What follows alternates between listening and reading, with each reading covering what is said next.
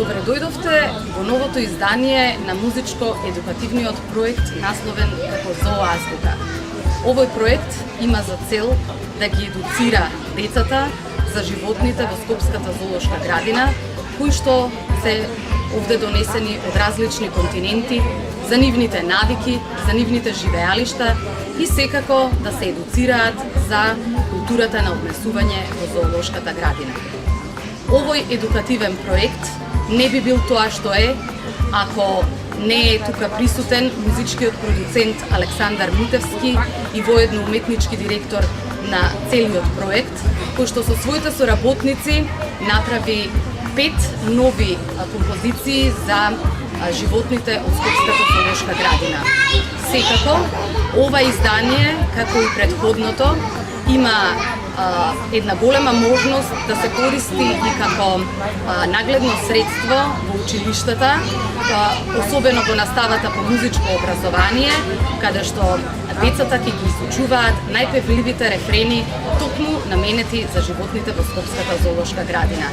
Исто така, боенката, која што е дел од овој пакет и која содржи внатре дел за боење, дел каде има песни кои што ќе можат да ги учат на часовите по музичко образование и секако нотна тетрадка која што ќе може да се користи исто така во наставата по музичко образование.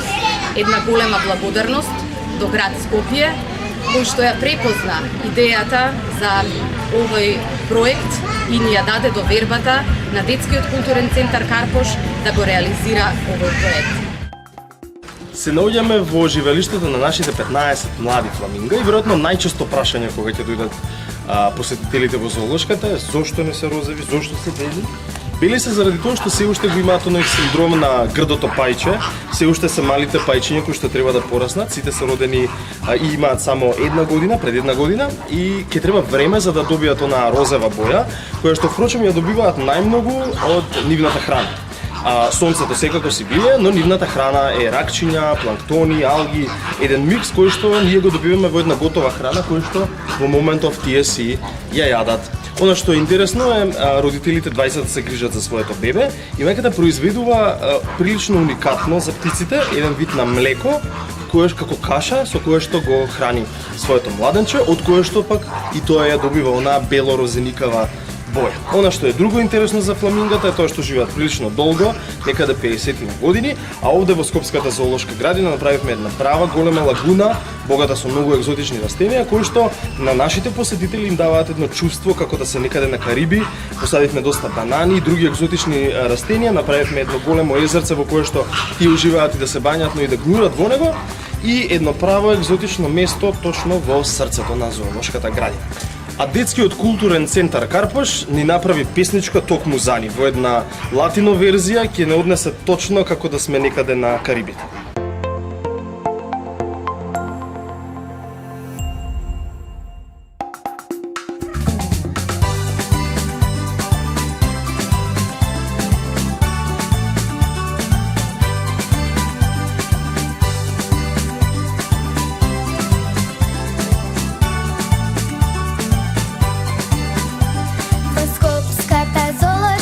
Гости дојдоа и во розово ја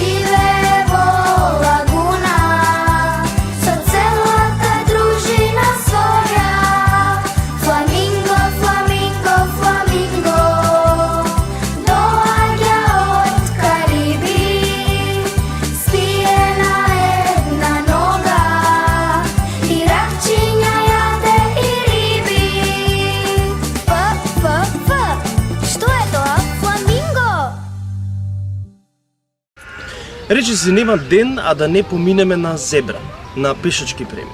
Но многу често пак некој од вас кој што ќе каже зебра, прво ќе му текне на ова во мојата позадина. Тоа се зебрите, популарното животно од асеваните од степите на Африка, но и зебрата која што гледаме на пешачкиот премии скоро секој ден. Црно-бела варијанта на животно, а многу често луѓето знаат да речат се камуфлираш во природата како камелеон, знаеш да се скриеш добро. Камуфлажа, да, најчесто го прават тоа животните во природата, но каде во саваната има црно-бела комбинација. Но овој пат зебрата всушност со црно-белите ленти има за цел кога ќе се здружат повеќе зебри да може да стане конфузно за лавот, за да може да биде уловен. Впрочем, ако ставите на едно место 100 зебри и ако ги замислиме сите со нивните црно-бели лентички, му прават еден вид на халуцинирање или некаква конфузија кај лавот. Всушност, многу потешко може да дојде да улови една и токму затоа зебрите ги имаат овие карактеристични ленти, кои што пак исто како и на отисоците на нашиот прст, секој од нас има уникатни или оригинални вакви лентички на прстот или форма или шара. Така и тие, секоја од нив си има своја карактеристична шара на својата крзно тело. Не сум сигурен колку нашиве се по модата, ама во следните минути ќе ми пееме точно за нив, облечени во едно црно-бело шарено одело.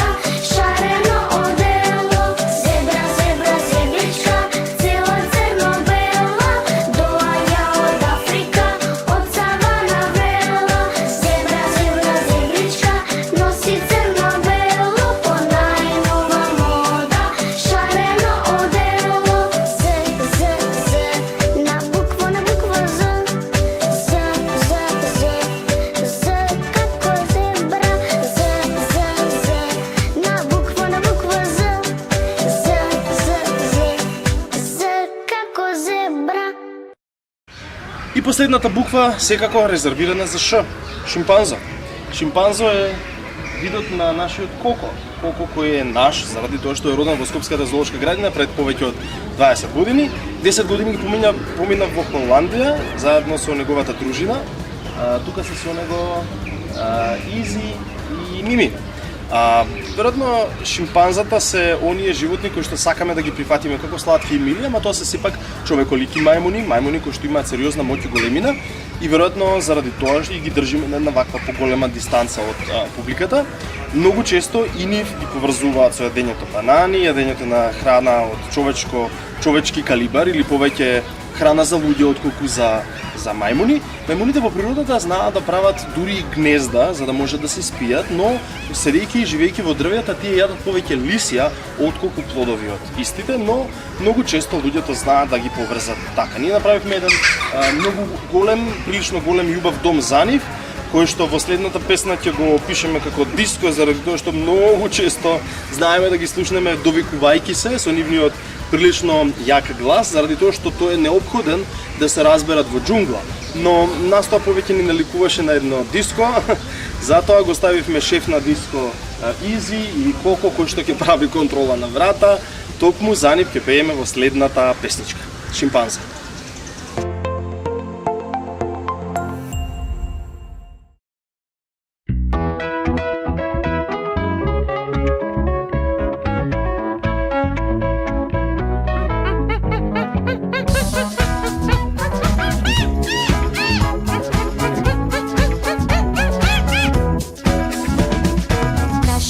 Шимпанза, палавковци се мали, Коко ни е диджеј со музика не гали. Мими е помода, манекенка права, чита магазини за мода душа дава. Нашите шимпанзаши зад подиум се тресе. Дојдете во ова диско, секој нека влезе. Нашите шимпанзаши зад танчери се вешти. Коко ќе ни биде диджеј, золушка ќе трешти. Ш, на буква Ш. Што е тоа? Ш, шимпанза. Ш, на буква Ш. Што се тоа? Шимпанза. Во ова наше диско, Конго што се вика, фотографер си за Инстаграм си слика.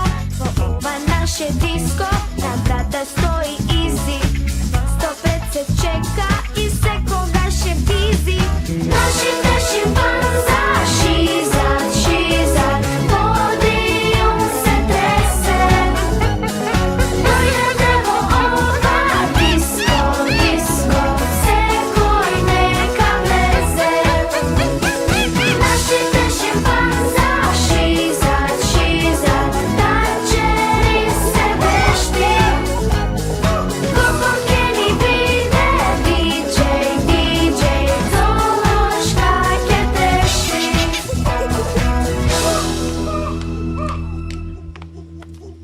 Еланта е антилопата која што е најголема од сите и веројатно е единствената која што живее во добро братство со зебрите. Секогаш кога ќе ги видиме во саваната, ќе ги видиме двете заедно. Овој пат нашата ја гледаме сама, ама се надеваме дека и наскоро ќе добиеме партнерка или другарка за него, да нема да биде веќе така осрен. Ама во следната песничка токму пееме за антилопи.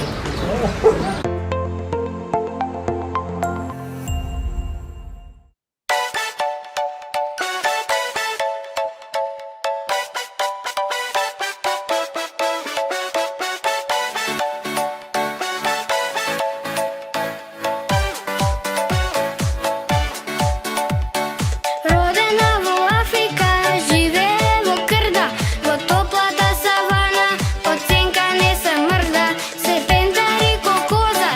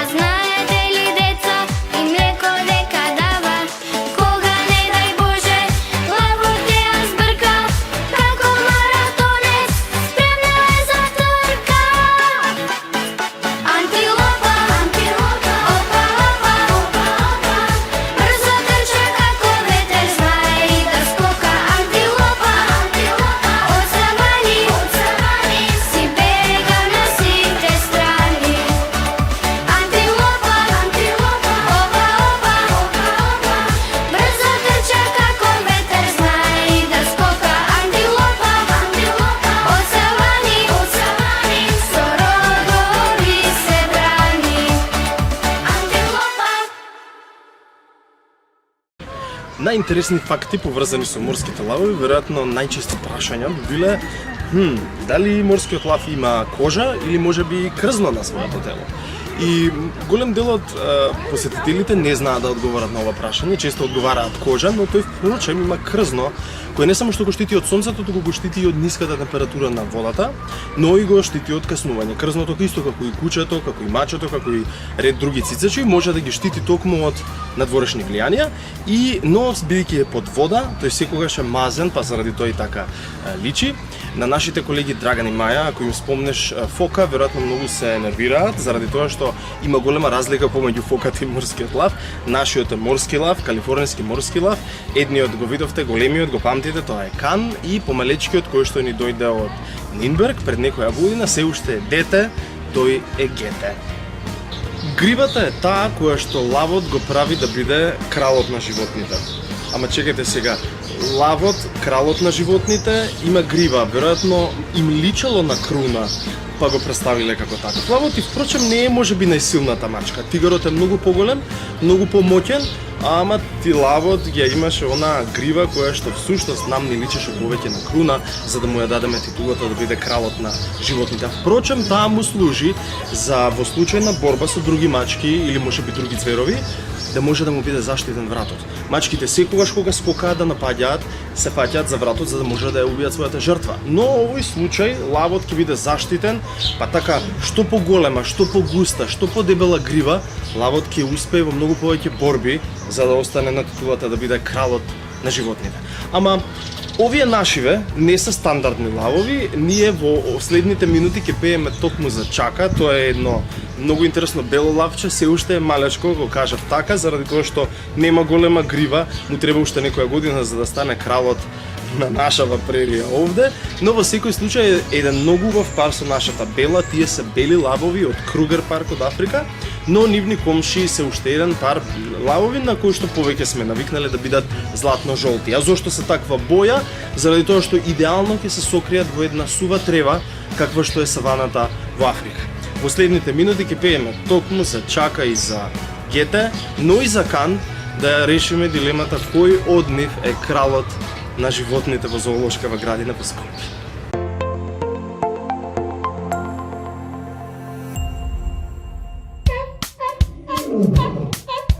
Л, Л, Л. На буква Л. Што е тоа? Лавови! Еден ден во зоопаркот, таму кај магарето Марко се сретна еден кралски лав. Једе